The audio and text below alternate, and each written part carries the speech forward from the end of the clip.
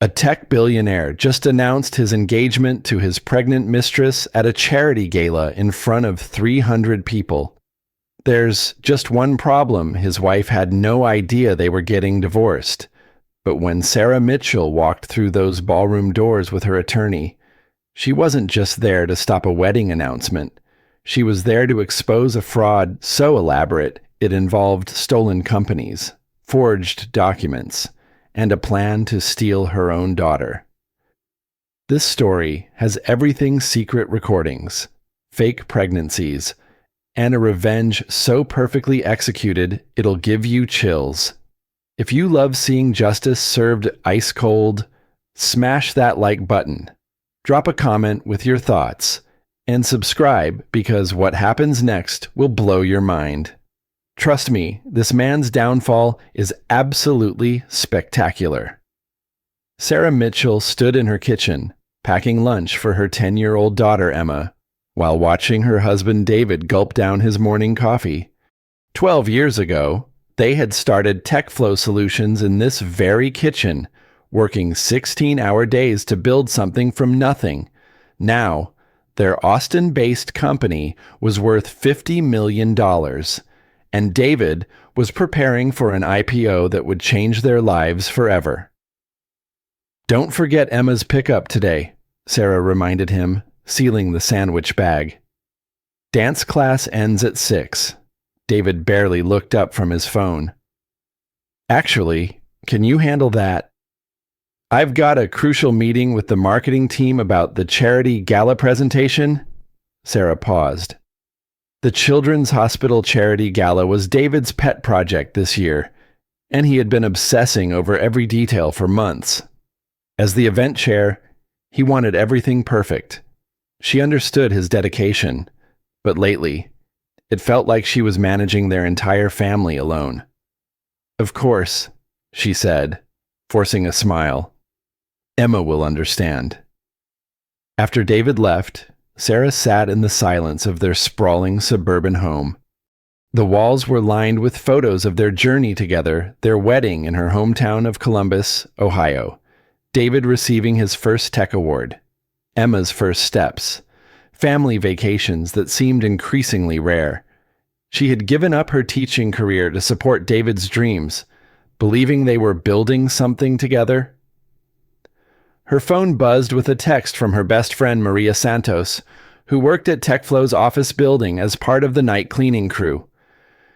"Girl, your husband is working late again. Saw his car in the lot past midnight. That man needs to slow down." Sarah frowned. David had told her he was home by 10 last night. She distinctly remembered him saying he had an early meeting and needed rest. Maybe Maria had seen someone else's car.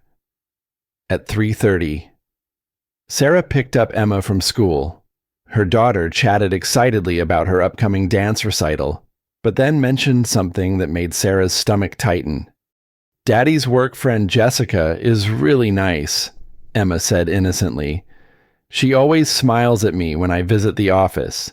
She has pretty long hair like a princess." "When do you visit Daddy's office?" Sarah asked, keeping her voice casual. "Sometimes when you can't pick me up, Daddy takes me there. Jessica always has candy at her desk. She said she might come to my dance recital." Sarah had never heard David mention anyone named Jessica. In 12 years of marriage, he had always been transparent about his employees and colleagues. She knew everyone at TechFlow, from the senior developers to the administrative staff. Who was Jessica?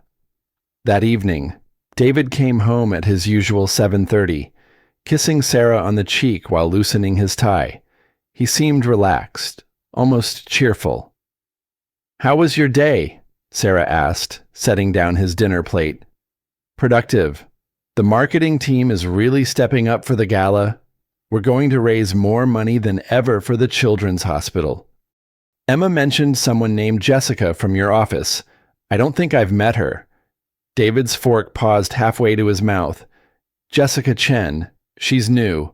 Handles our social media marketing. Bright kid. Fresh out of college. Why, just curious.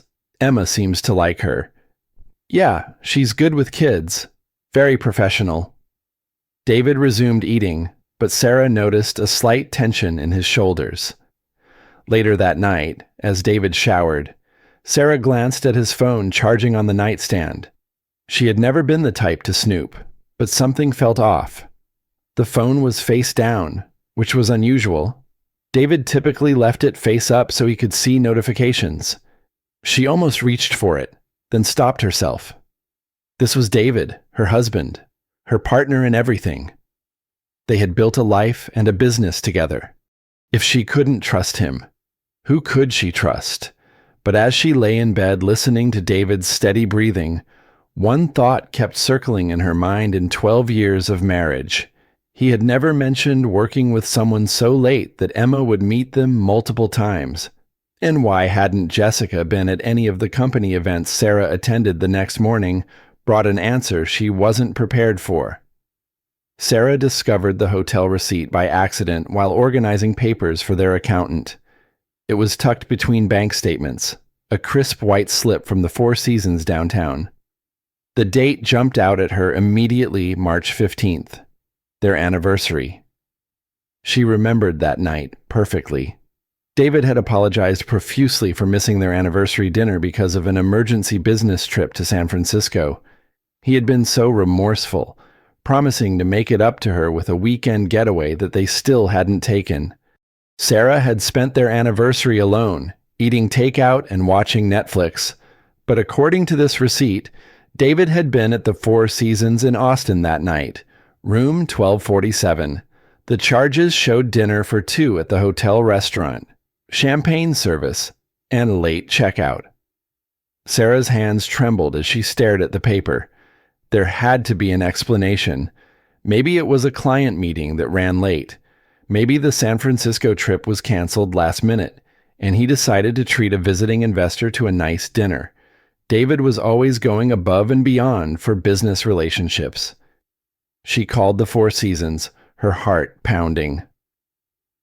"I'm trying to confirm a reservation for March 15th, she told the receptionist. David Mitchell, room 1247. Let me check our records. Yes, I see that reservation. Mr. Mitchell and guest checked in at 6 p.m. and out the following morning at 11. Is there something I can help you with regarding that stay, guest?" Not guests. Singular. A business dinner wouldn't require an overnight stay. And David would have mentioned if a client needed accommodation. Sarah hung up and sat in her kitchen, the same kitchen where they had dreamed their dreams and built their empire. The morning sun streamed through the windows, but everything felt cold. She thought about confronting David immediately, but decided to wait. Maybe there was still an innocent explanation. Maybe she was overreacting. Her mother had always accused her of being paranoid in relationships, citing Sarah's father who had left when Sarah was 12. Maybe that childhood abandonment was making her see threats where none existed. That evening, Sarah approached David carefully. "I found a hotel receipt while organizing our papers," she said, watching his face. "From the Four Seasons on our anniversary. I thought you were in San Francisco that night." David's expression didn't change, but his jaw tightened slightly. "Oh, the San Francisco meeting got pushed to a video call last minute. I was so frustrated about missing our anniversary that I decided to book a nice room and work on the IPO presentation. I figured if I was going to miss our dinner anyway, I might as well make the work session productive in a good environment." "You stayed overnight for a work session." "The creative process. You know. Sometimes you need to get away from distractions. I ordered room service and worked until 2 a.m., got more done in those 8 hours than I had in the previous 2 weeks. It sounded reasonable. David had always been dedicated to his work, sometimes to a fault. Sarah felt guilty for doubting him. "I'm sorry I suspected anything," she said. "I just missed you that night." David pulled her into a hug. "You're being paranoid." Sarah, like your mother always was with your dad. I'm not going anywhere. We're partners. Remember, in everything." The mention of her mother stung. Sarah's mother had indeed been paranoid, constantly accusing Sarah's father of cheating until he finally left, claiming he couldn't live under constant suspicion. Sarah had sworn she would never become that kind of wife. "You're right," she said. "I'm sorry." But over the next few weeks, small things began to pile up. David's phone was always face down now. He took calls in his car or outside. He worked later and later, coming home after Emma was already asleep. When Sarah visited the office to drop off lunch, the receptionist mentioned that Mr. Mitchell was in a meeting with Jessica Chen, but Sarah never saw this mysterious employee. Then came the credit card statement. Sarah handled their personal finances while David managed the business accounts. She knew their spending patterns by Hart Groceries, Emma's activities, household expenses, the occasional dinner out. But March showed unusual charges: a high-end jewelry store, an expensive lingerie boutique she had never visited, and multiple charges at restaurants she had never been to. When she asked David about the jewelry store charge, he smiled and kissed her forehead. "It's a surprise for your birthday next month. Don't ruin it by asking questions." Her birthday was still 6 weeks away, and David had never been the type to plan that far ahead. But she wanted to believe him.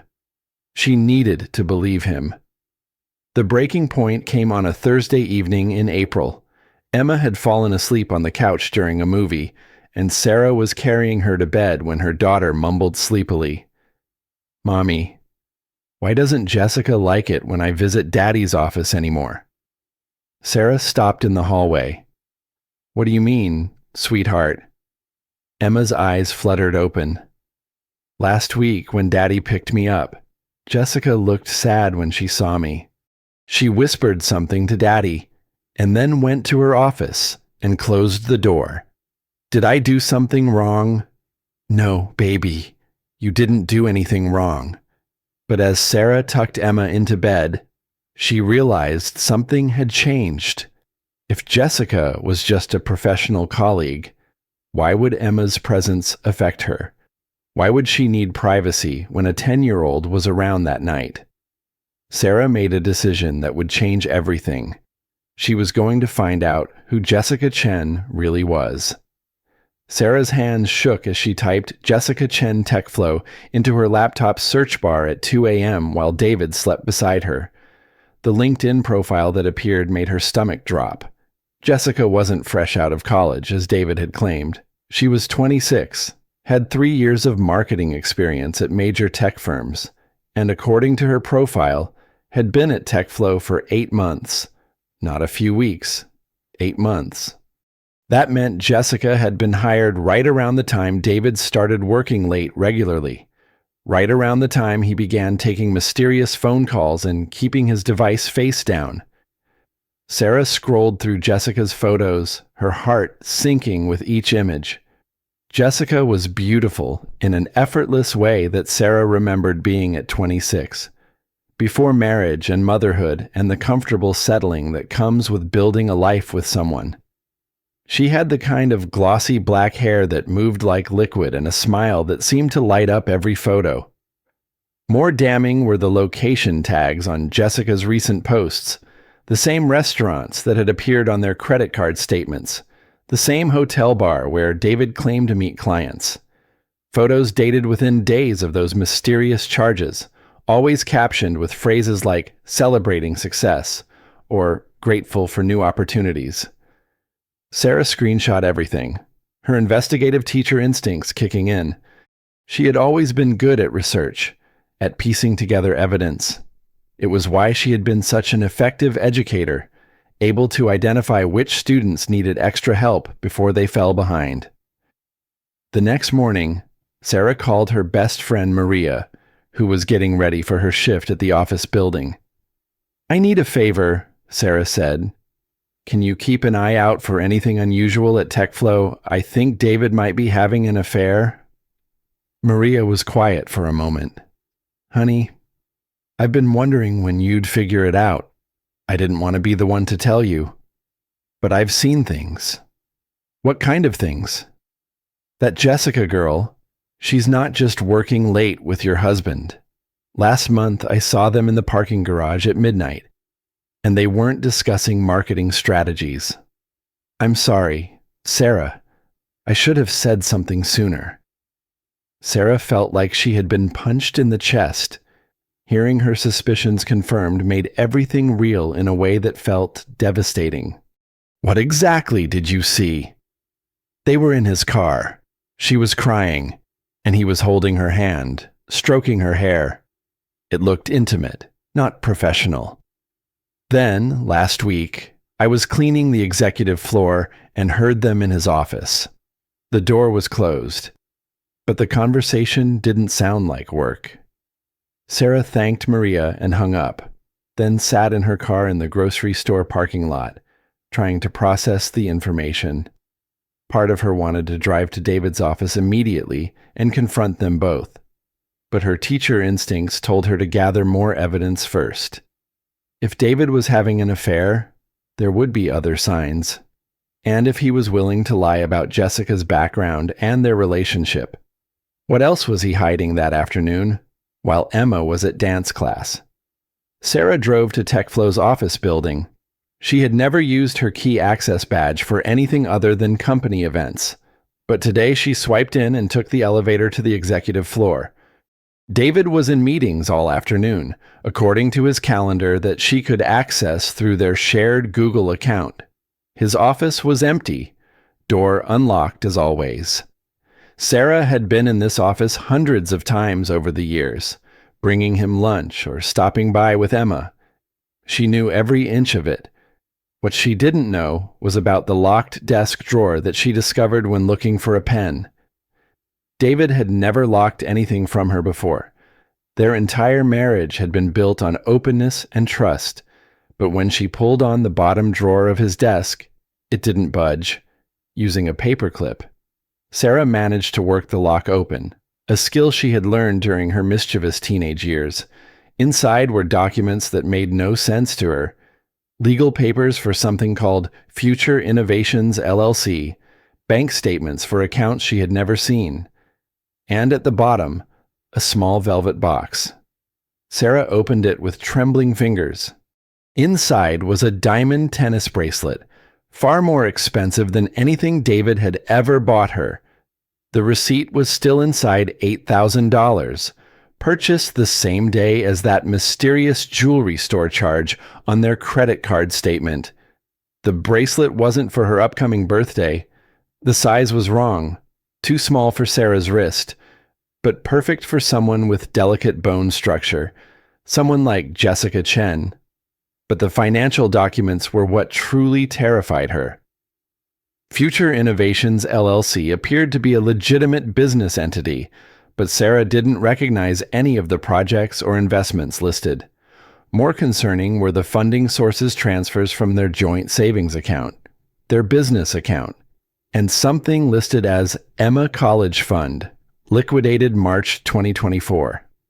Emma's College Fund, the account they had been contributing to since their daughter's birth. David had liquidated it without telling her and invested the money in some venture connected to Future Innovations. Sarah photographed everything with her phone, her hands shaking so badly she had to retake several shots.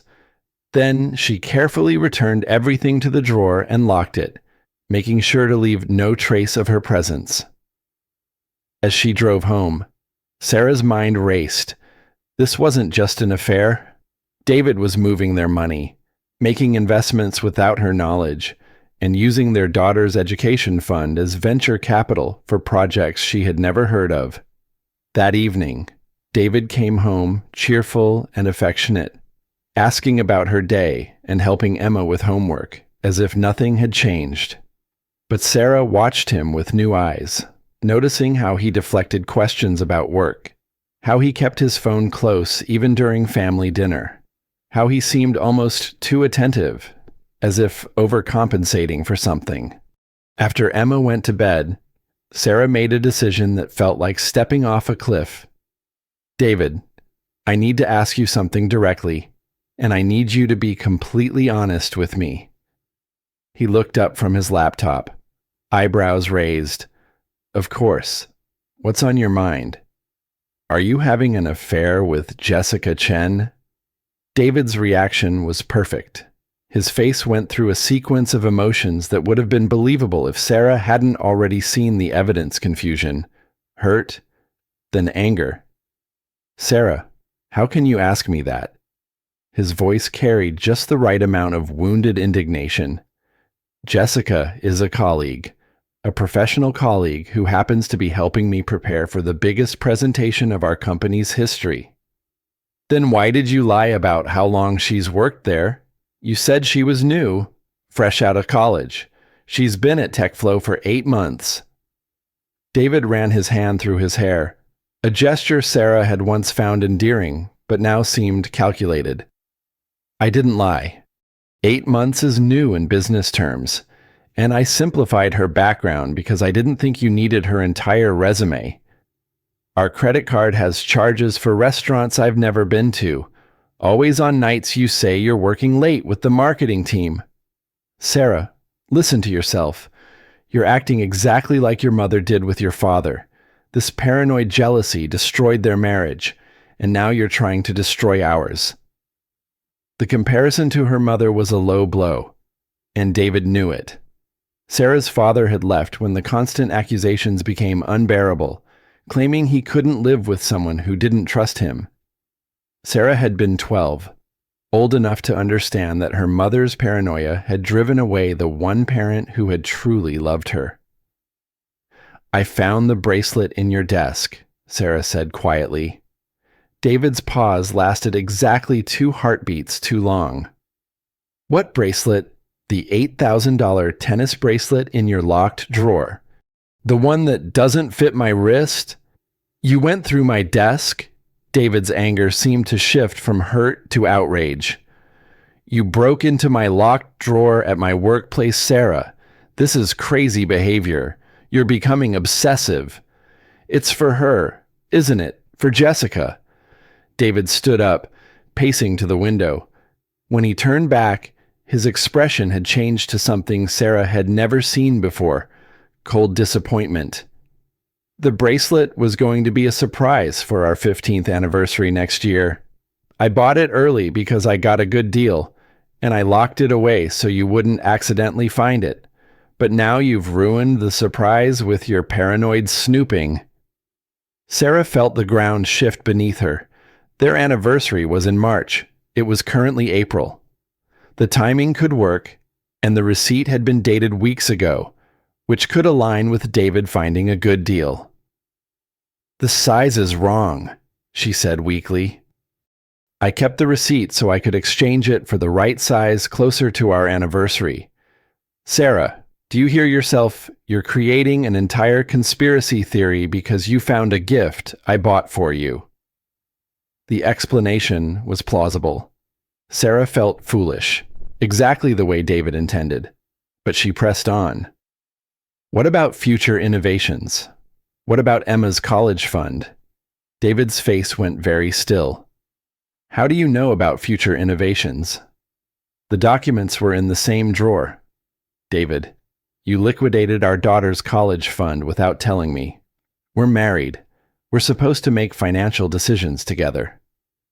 Future Innovations is an investment opportunity that could triple Emma's college fund by the time she graduates high school.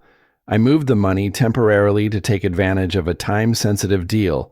I was going to tell you once everything was finalized. What kind of investment? AI development for healthcare applications? It's technical, but the potential returns are enormous. Sarah, I'm trying to secure our family's future, and you're treating me like a criminal. Sarah wanted to believe him. Every explanation sounded reasonable when delivered with David's confident authority. But something still felt wrong.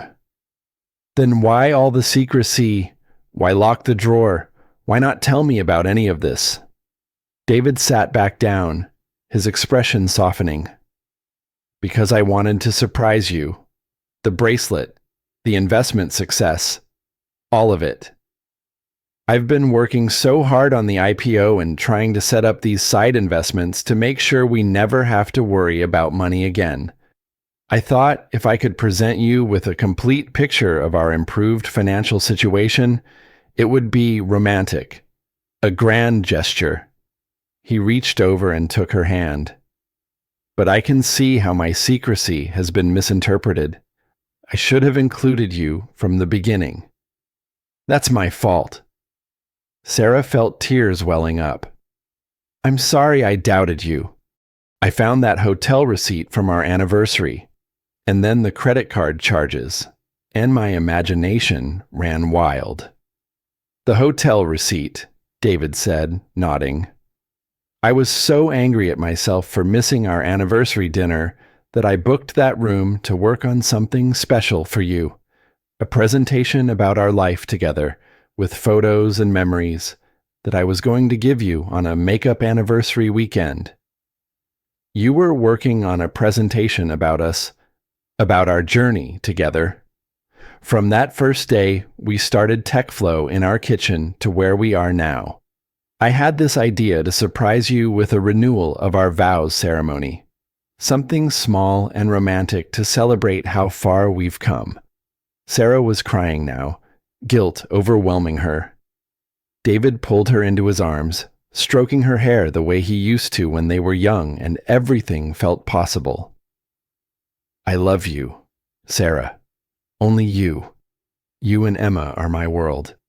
I would never do anything to jeopardize our family. I'm so sorry, she whispered against his chest.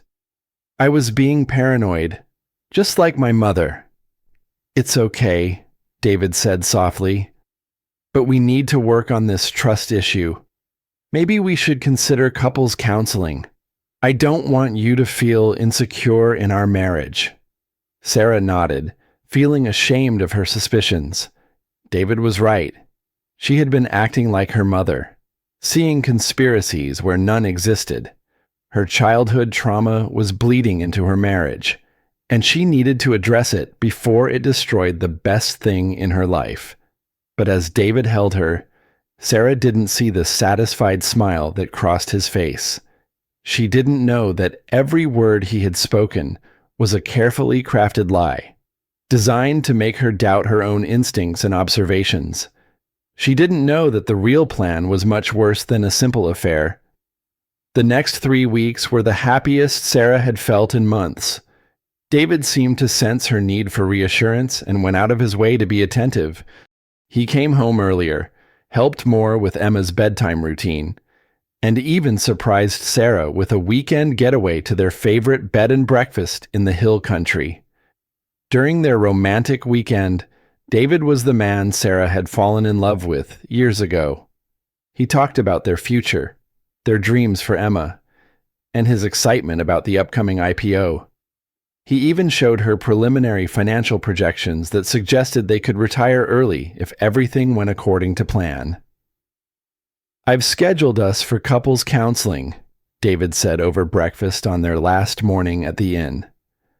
I want to make sure we work through any trust issues so they don't resurface.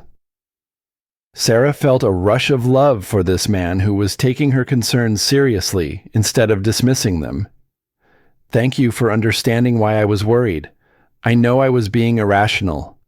You weren't being irrational, David said, taking her hand. You were responding to my secretive behavior. I should have been more transparent from the beginning. They started couples therapy with Dr. Rebecca Martinez the following week. David was the perfect patient, open, honest, willing to take responsibility for his part in their communication breakdown. He admitted to being secretive about his work projects and promised to be more inclusive in financial decisions. Dr. Martinez seemed impressed with David's emotional intelligence and willingness to change. During their third session, she even commented on how rare it was to see a husband so committed to making his wife feel secure. Sarah began to feel like she had overreacted to everything. The couples therapy was helping her understand that her childhood abandonment issues had made her hypersensitive to perceived threats in her marriage. She was learning to communicate her needs without accusations and to trust David's explanations, unless she had concrete evidence to the contrary. Meanwhile, David continued to work late, but now he texted regular updates, still in the conference room with the marketing team, grabbing dinner with investors, home by 9. Jessica is helping me rehearse the Gala presentation one more time. The mention of Jessica no longer triggered panic in Sarah.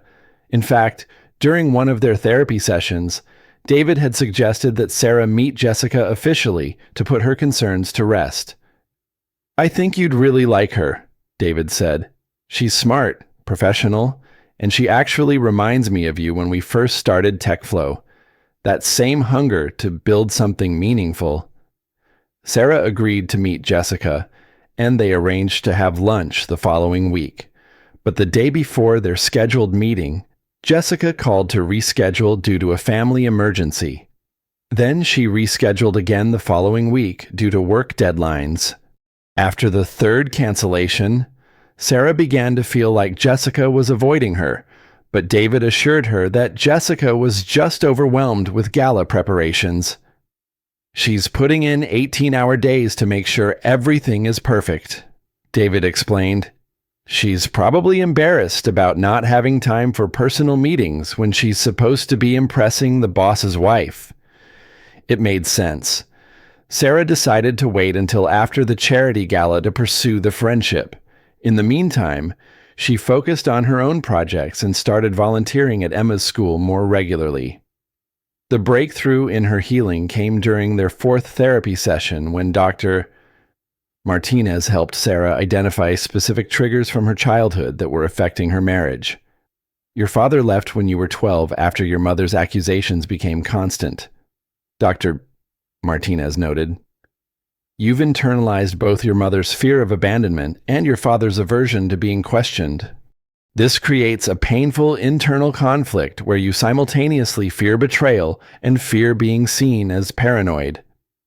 Sarah felt understood in a way she hadn't experienced before. David was supportive throughout the session, holding her hand when she cried and promising to help her work through these old wounds. After that session, Sarah felt like they had turned a corner. She trusted David completely again and felt ashamed of her earlier suspicions. She even apologized to Maria for asking her to spy on David at the office. "You were just protecting your marriage," Maria said, "but I'm glad everything worked out." 2 nights before the charity gala, David came home with exciting news. "Future innovations paid off," he announced, spinning Sarah around the kitchen. "The AI healthcare deal I invested Emma's college fund in just got acquired by a major pharmaceutical company. We made 4 times our initial investment." Sarah was thrilled. Not only had David's secretive investment strategy worked, but Emma's college fund was now larger than they had ever dreamed. "I'm so sorry I doubted you," Sarah said, kissing him. "You really were just trying to secure our family's future." "I don't blame you for being worried," David replied, "but I hope this proves that you can trust me, even when you don't understand what I'm doing." That night, Sarah fell asleep, feeling completely secure in her marriage for the first time in months. David was handling their finances brilliantly.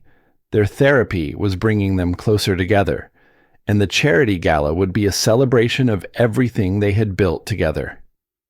She had no idea that David had never invested in any AI healthcare company.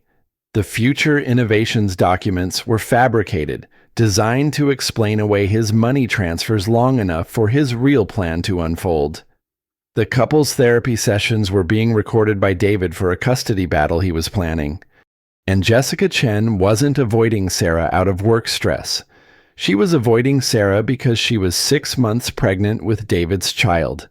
And their lunch meeting kept getting postponed because Jessica was having severe morning sickness that lasted all day. The charity gala wasn't just David's coming out party with his new partner. It was going to be the public announcement of their engagement and pregnancy. Time to coincide with divorce papers that would paint Sarah as mentally unstable and unfit to have custody of Emma. But Sarah slept peacefully, completely unaware that her world was about to explode. The morning of the charity gala. Sarah woke up feeling genuinely excited for the first time in months. She had bought a new dress for the occasion, a sophisticated navy blue gown that made her feel elegant and confident. Tonight would be a celebration of David's success as event chair and their renewed connection as a couple. David was already up, pacing the bedroom while talking on his phone about last-minute gala details. He seemed nervous, which Sarah attributed to the pressure of chairing such an important event. "Everything's going to be perfect," she said, kissing his cheek as he hung up. "You've worked so hard on this." "Yeah," David said, not meeting her eyes. "It's going to be a night no one forgets." Sarah spent the morning at the salon with Emma, getting their hair done together for the evening. Emma was excited about her first formal charity event, and Sarah had bought her a beautiful junior bridesmaid-style dress in pale pink. "Do you think Daddy will like my dress?" Emma asked as the stylist curled her hair. "He's going to think you're the most beautiful girl in the room," Sarah assured her. But when they returned home at 3 p.m., David was waiting with unexpected news. "There's been a change of plans," he said, looking genuinely apologetic. "The Children's Hospital Board decided this should be an adults-only event. Something about insurance liability with formal dining and dancing. Emma can't come tonight." Sarah's heart sank. Emma had been looking forward to the gala for weeks, and her dress was hanging upstairs ready to go. "But she's been planning for this," Sarah protested. "She even practiced walking in low heels." "I know, and I'm disappointed too, but board decisions are final. I'll make it up to her, I promise." Emma took the news better than Sarah expected, though her disappointment was obvious. "It's okay, Mommy. Maybe I can have a sleepover with Grandma instead." Sarah called her mother-in-law, who was happy to have Emma for the night. As they packed Emma's overnight bag, Sarah felt guilty about leaving her daughter behind for something she had been so excited about. "We'll do something special tomorrow," Sarah promised. "Just the two of us." "Can we get ice cream for breakfast?" Emma asked hopefully. "Ice cream for breakfast, it is." By 5 p.m., Emma was settled at Grandma's house, and Sarah was putting the finishing touches on her makeup. David had already left to handle final preparations at the venue, promising to meet her there at 7. Sarah arrived at the Austin Convention Center at 7:15, fashionably late as David had taught her for these events. The ballroom was transformed into an elegant wonderland with twinkling lights, white roses, and silent auction displays featuring artwork and vacation packages. The first person Sarah recognized was Tom Bradley, her high school friend who had become a successful divorce attorney. She hadn't seen Tom in over a year, and she was surprised to spot him across the room. "Sarah Mitchell," Tom said, approaching with a warm smile. "You look fantastic. How have you been?" "Really well, actually. David's been working so hard on this event. I'm proud of him." Tom's expression shifted slightly. "That's great to hear. How are things with you two? Last time we talked, you seemed a little stressed about work-life balance." Sarah had forgotten that conversation from last year when she had confided in Tom about feeling like she and David were ships passing in the night. "Much better," she said confidently. "We've been doing couples therapy, and it's helped us reconnect." "Couples therapy?" Tom's eyebrows raised. "That's proactive. Everything okay?" "Just normal marriage stuff. Communication issues, trust building. Nothing serious." Tom nodded, but something in his expression seemed concerned. "Well, if you ever need anything, you know I'm always here. We go way back." Sarah thanked him and moved through the crowd. greeting other parents from Emma's school and business associates she recognized from company events. Everyone complimented David's organization of the gala and asked where he was. "Still handling last-minute details," Sarah explained. "You know David. He wants everything perfect." At 8 p.m., the program was scheduled to begin, but David was nowhere to be seen. Sarah checked her phone but had no messages from him. She was starting to feel anxious when she noticed a commotion near the entrance. David was finally arriving, but he wasn't alone. Walking beside him was a stunning young woman in a silver sequined gown that looked like it cost more than Sarah's monthly grocery budget. The woman was tall, graceful, and absolutely radiant. She had the kind of beauty that made other women pause their conversations to stare. Sarah's stomach dropped as recognition hit her. This had to be Jessica Chen. The professional colleague who was too busy to meet for lunch was apparently available for formal events. As Sarah watched from across the ballroom, David placed his hand on the small of Jessica's back, guiding her through the crowd. It was a possessive gesture, intimate in a way that made Sarah's therapy-induced confidence crumble.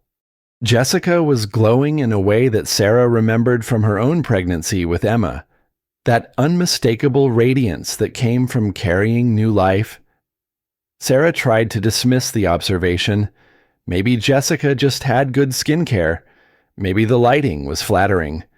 But as David introduced Jessica to prominent community members, Sarah noticed how protective he seemed, how he kept his arm around her waist, how he beamed with pride when people complimented her. More concerning were the whispered conversations that followed in their wake. Sarah caught fragments as people passed by. "Never seen David's wife look so young." "Where's Sarah tonight? I thought she always came to these things." "That's definitely not his wife. I've met Sarah Mitchell." The realization hit Sarah like a physical blow. People thought Jessica was David's wife. He was introducing her as his partner to people who didn't know Sarah personally, allowing them to assume Jessica was Mrs. Mitchell. Sarah's hands began to shake as she watched David take the stage for his opening remarks as event chair. Jessica stood at a front table, gazing up at him with obvious adoration. "Welcome, everyone, to our annual Children's Hospital Charity Gala," David began, his voice carrying perfectly through the ballroom's sound system. "Tonight, we gather not just to raise money for an incredible cause, but to celebrate the partnerships that make events like this possible."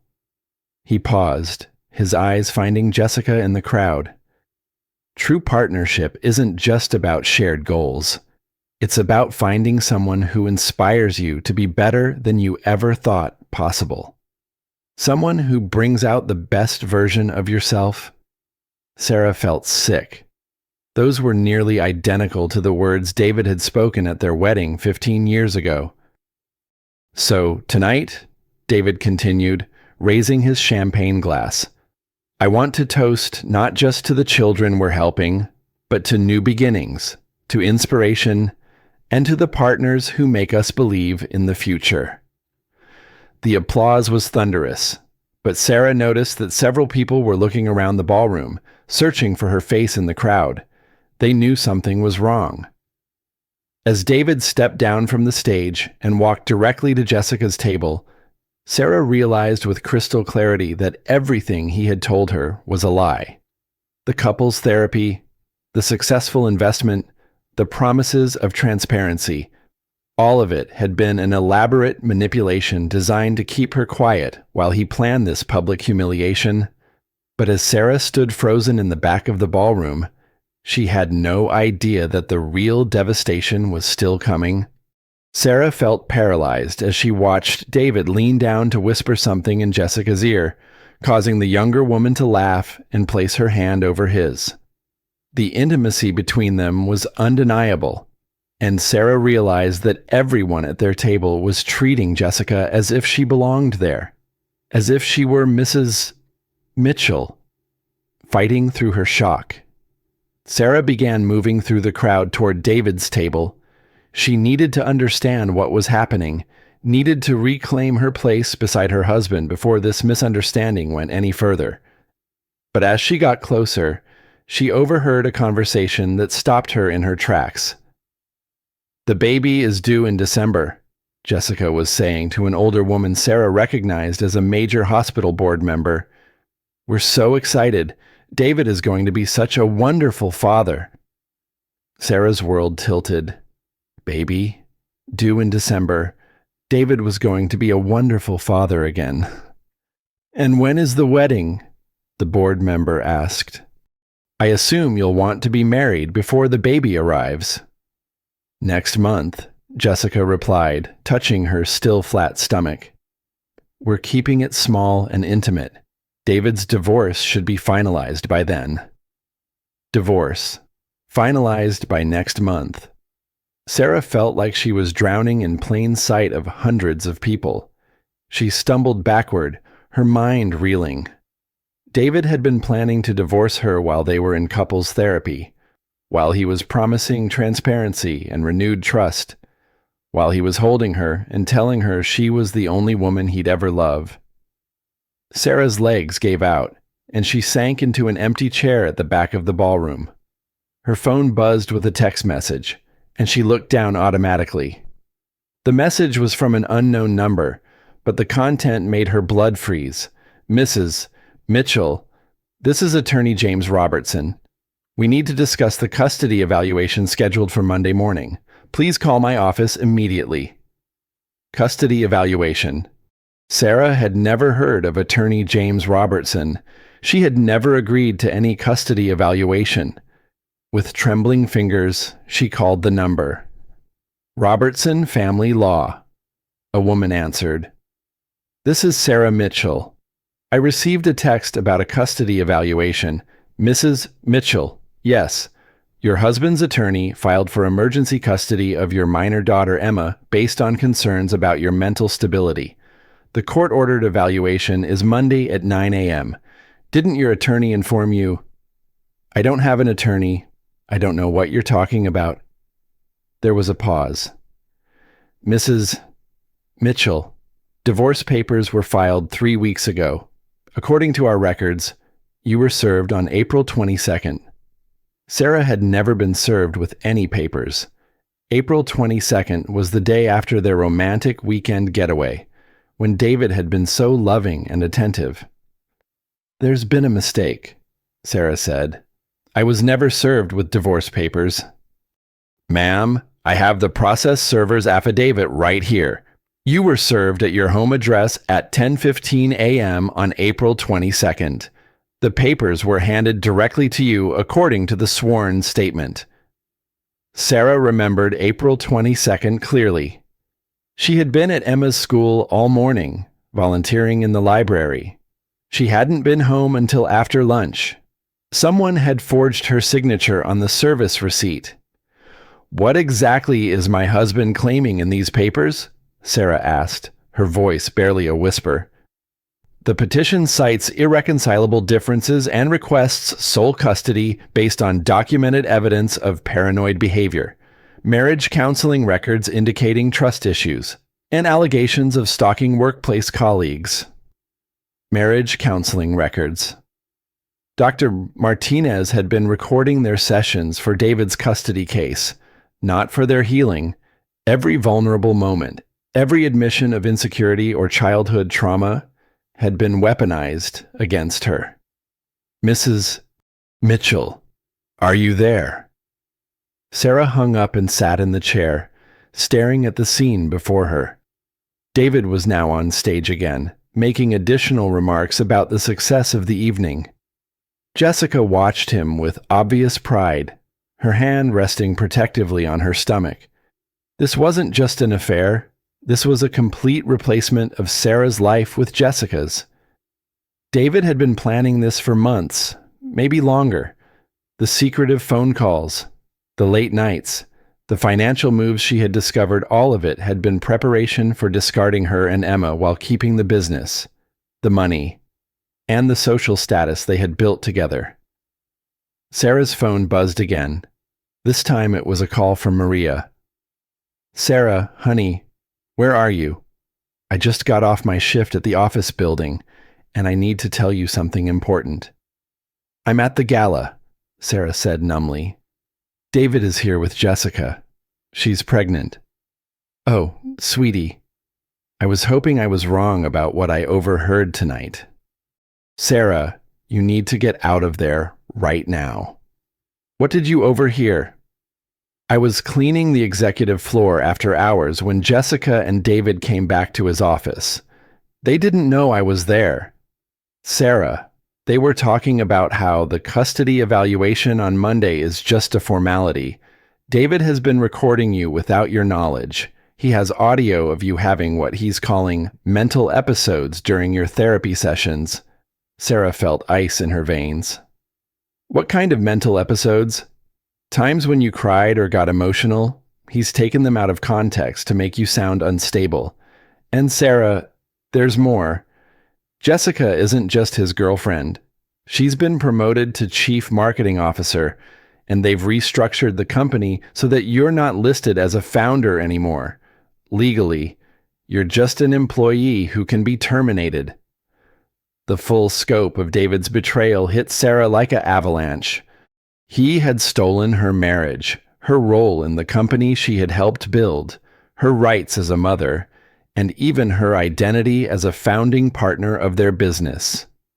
"Sarah, are you listening? You need to leave that gala right now and call a lawyer. Tonight." Sarah looked across the ballroom at her husband, who was accepting congratulations and praise for the successful event while his pregnant girlfriend basked in the attention of being mistaken for his wife. "It's too late," Sarah whispered. "He's already won." But as Sarah sat in that chair feeling completely defeated, she didn't know that Maria had been recording David and Jessica's conversation in his office. She didn't know that Tom Bradley, the divorce attorney, had already noticed inconsistencies in David's behavior tonight and was prepared to help an old friend. And she didn't know that David's arrogance was about to become his greatest weakness. Sarah sat motionless in the ballroom for 20 minutes, watching David work the crowd with Jessica at his side. People were congratulating them as if they were already married, and Jessica was accepting the praise graciously, playing the role of the devoted wife-to-be. But Sarah's paralysis broke when she saw David approach the microphone again. This time, he wasn't making remarks about the charity. His expression was different, more personal, more intimate. "Before we conclude tonight's formal program," David announced, "I have a personal announcement to share with all of you who have become like family to Jessica and me over these past months." Sarah's stomach clenched. He was going to make it official, in front of 300 people. David was about to announce his engagement to Jessica while Sarah sat in the back of the room like a discarded piece of furniture. But before David could continue, Sarah felt a hand on her shoulder. She turned to see Tom Bradley, the divorce attorney, with a concerned expression. "Sarah, we need to talk. Right now." "Tom, I can't. He's about to make the biggest mistake of his life, and you're going to stop him. Come with me." Tom guided Sarah out of the ballroom and into a quiet corridor. "I've been watching tonight, and something doesn't add up. I know David, and this isn't like him to be so public about personal matters. What's really going on?" Sarah broke down and told Tom everything: the affair, the pregnancy, the divorce papers she'd never seen, the custody evaluation she'd never agreed to, the therapy sessions that had apparently been recorded without her knowledge. Tom's expression grew darker with each revelation. "Sarah, what David is doing is illegal on multiple levels. You can't be served divorce papers through fraud. Therapy sessions can't be recorded without your consent and your therapist's consent. And if he's restructured the business to remove your founding partner status without your knowledge, that's corporate fraud." But he's already won, Sarah said. Everyone thinks Jessica is his wife. She's pregnant. The custody evaluation is Monday. The custody evaluation can be postponed if we file an emergency motion claiming fraud in the original petition. And Sarah, I need to ask you something important. Do you have any evidence of David's deception? Anything at all? Sarah thought about the photos on her phone from David's desk drawer, the hotel receipt, the credit card statements. I have some things, but Tom, I can't afford a legal battle with David. He controls all our money. You helped build TechFlow from nothing. If you're truly a founding partner, you own 50% of a $50 million company. David can't just erase that with paperwork tricks. Tom checked his watch. We need to act fast. That announcement he's about to make could complicate everything. They could hear applause from the ballroom, which meant David was still speaking. Sarah realized this might be her only chance to stop him from completely rewriting their history. What do I need to do? She asked. First, we're going to walk back in there together. I'm your attorney now, and David is going to learn that tonight. Second, you're going to reclaim your place in that room. You're Mrs. Mitchell, not Jessica Chen. Third, we're going to make sure everyone knows the truth about what's been happening. Tom handed Sarah his business card. Put this in your purse. When people ask who your attorney is, you give them my name. David's been planning this ambush for months. It's time for him to face some consequences. As they walked back toward the ballroom, Sarah's phone buzzed with a call from Maria. Sarah, thank God. I just emailed you something you need to see right now. Check your phone. Sarah opened her email app and found a message from Maria with an audio file attached. The subject line read, David and Jessica planning your destruction, recorded tonight. Sarah played the file through her phone speaker, and Tom leaned in to listen. David's voice came through clearly. The custody evaluation Monday is just theater. I've got recordings of Sarah having breakdowns in therapy, and Dr. Martinez is being paid to testify about her paranoid episodes. The judge will give me sole custody based on mental instability. Jessica's voice responded, What if she fights the divorce? She can't. I've restructured everything, so she's not legally a founding partner anymore. She's just an employee who can be terminated. The prenup she signed covers her salary. Nothing more. Tom's eyes widened. Sarah, did you sign a prenup? No, we never had a prenup. We started the company with nothing. The recording continued with David's voice. By Christmas, when the baby's born, Sarah will be out of the picture completely. Emma will have adjusted to living with us full time, and Sarah will be lucky to get supervised visitation. Tom stopped the recording. Sarah, this changes everything. David just confessed to fraud, perjury, and conspiracy. We're not just fighting a divorce anymore. We're exposing criminal behavior. They could hear David's voice amplified through the ballroom sound system. So it gives me tremendous joy to announce that Jessica and I are engaged to be married, and we're expecting our first child together in December. The applause that followed sounded forced, uncomfortable. Sarah realized that many people in the audience knew her and were confused by this announcement. It's time, Tom said. Are you ready to take your life back? Sarah looked at her reflection in the corridor mirror.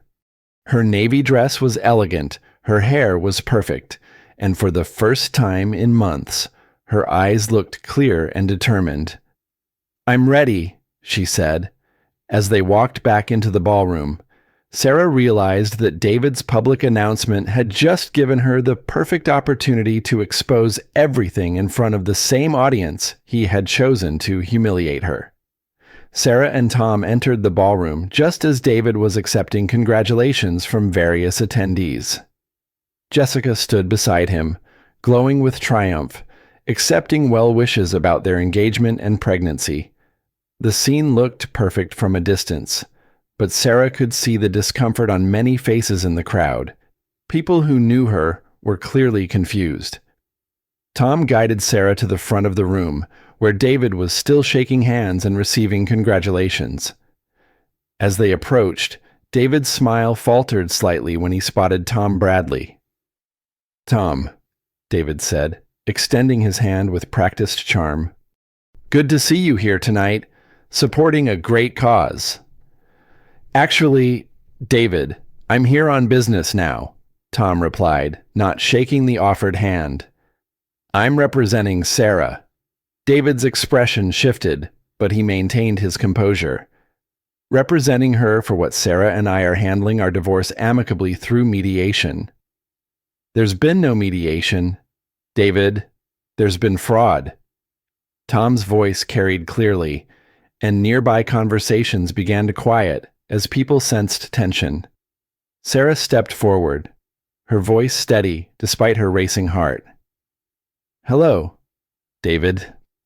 Congratulations on your engagement. I'm sure everyone here is surprised to learn about it, since we're still married." A hush fell over their immediate area. Jessica's face went pale, and she looked between Sarah and David with growing panic. "Sarah," David said, his voice tight with warning, "this isn't the time or place for a scene. You made this the time and place when you announced your engagement to your pregnant girlfriend in front of 300 people who thought I was your wife." Sarah replied. Her therapy sessions had taught her to speak calmly, even when she felt overwhelmed, and that skill served her well now. More people were gathering around them, sensing drama.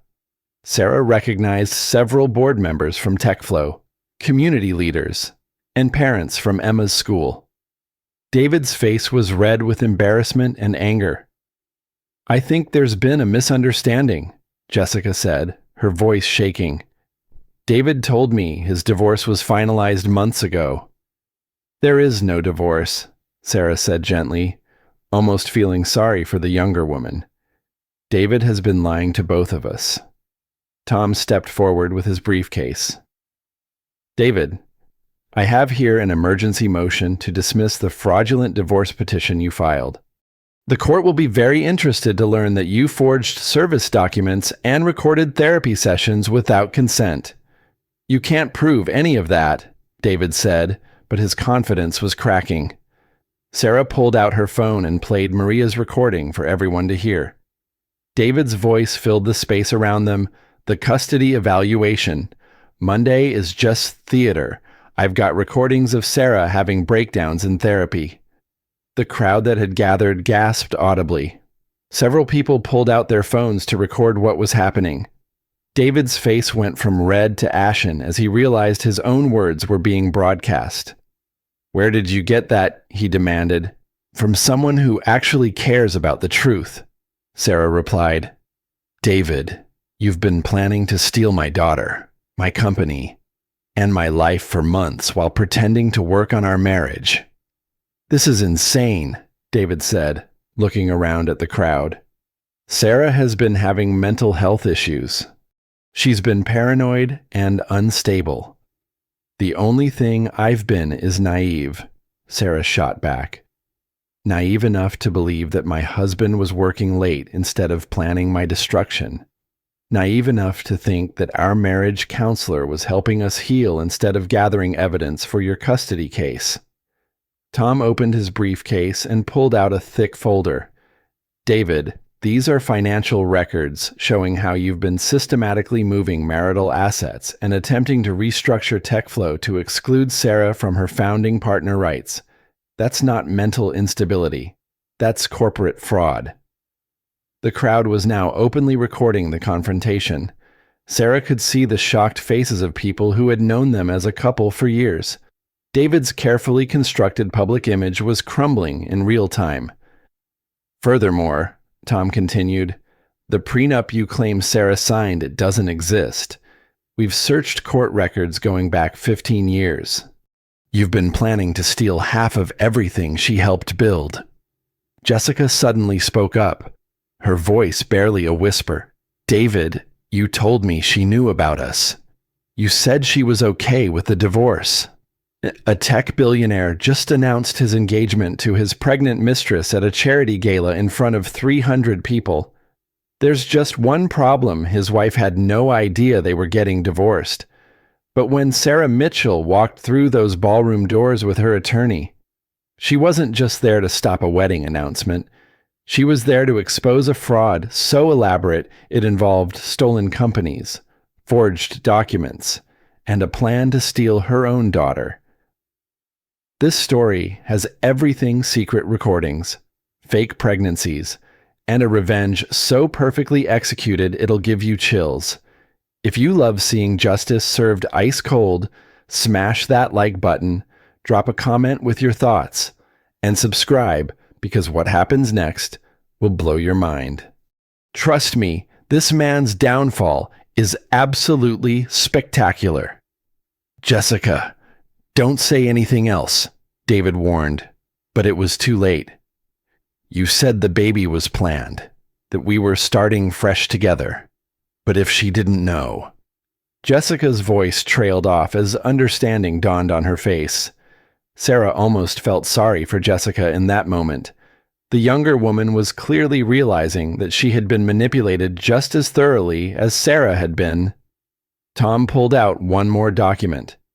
David, this is a motion for emergency audit of TechFlow's finances and a temporary restraining order freezing all marital assets until this fraud can be investigated properly. You can't do that, David sputtered. I have business obligations, payroll to meet. You should have thought about that before you decided to commit multiple felonies, Tom replied calmly. The crowd was now substantial, with people openly filming and whispering. Sarah could see that word was spreading throughout the ballroom. David's triumph was becoming his public humiliation. Sarah, David tried one last manipulation. Think about Emma. Do you really want to put her through an ugly public divorce? We can still work this out privately. Emma deserves a mother who fights for what's right, Sarah replied. And she deserves to know that actions have consequences, even for people in positions of power. As if summoned by her words, Sarah's phone rang. The caller ID showed Emma's school emergency line. Mrs. Mitchell? It was the school principal. We need to speak with you immediately. Someone claiming to be your attorney tried to withdraw Emma from school tonight, saying there was a family emergency. We refused since it wasn't during normal hours, but I thought you should know. Sarah's blood ran cold.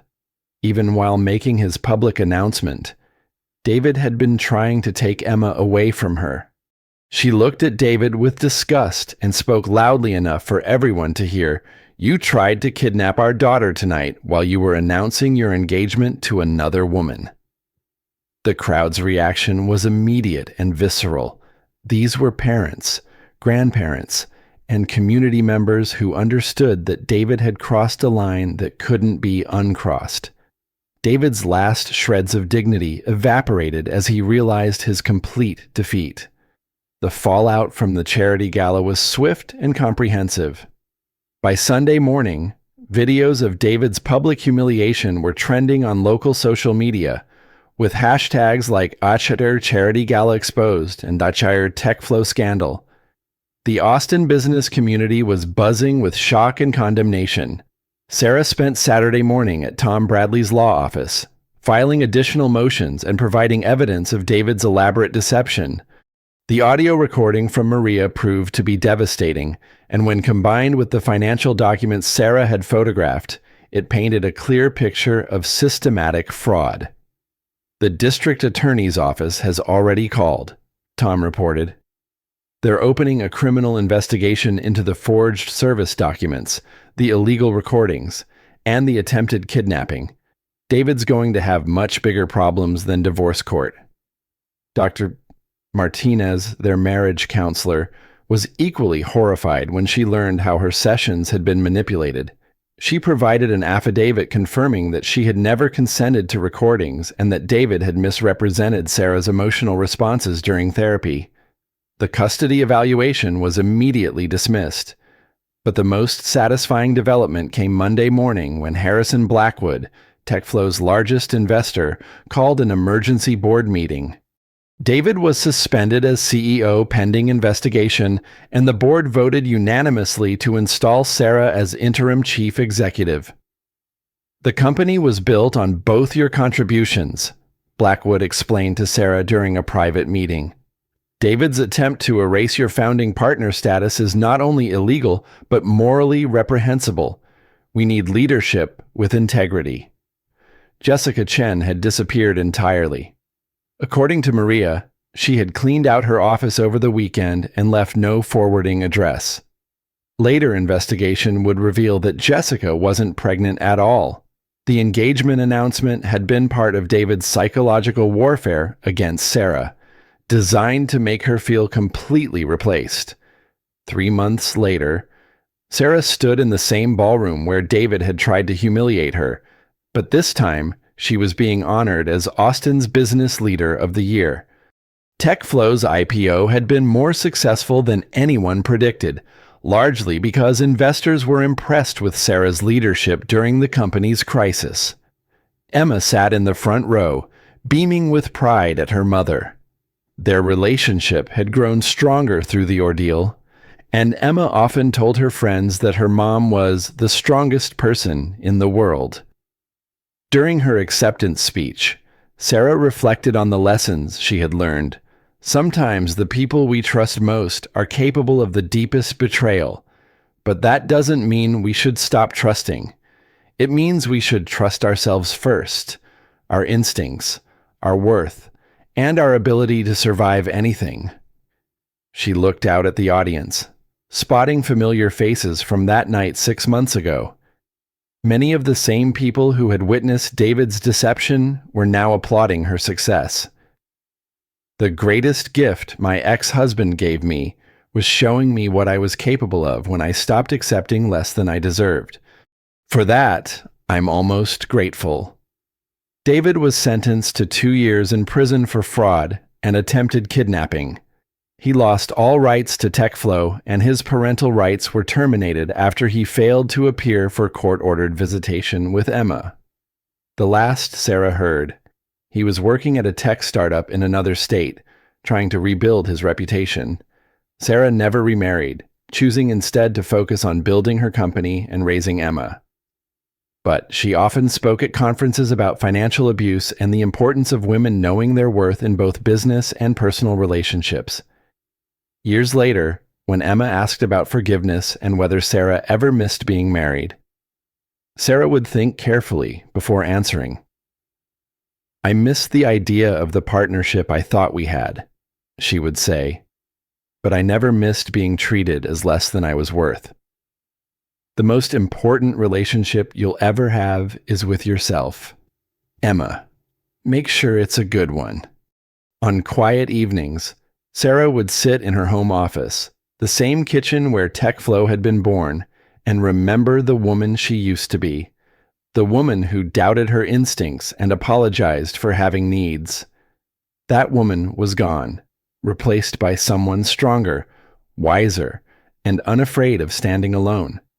The charity gala where David had tried to erase her had instead become the night Sarah discovered who she really was when everything false was stripped away. In trying to destroy her, David had accidentally set her free.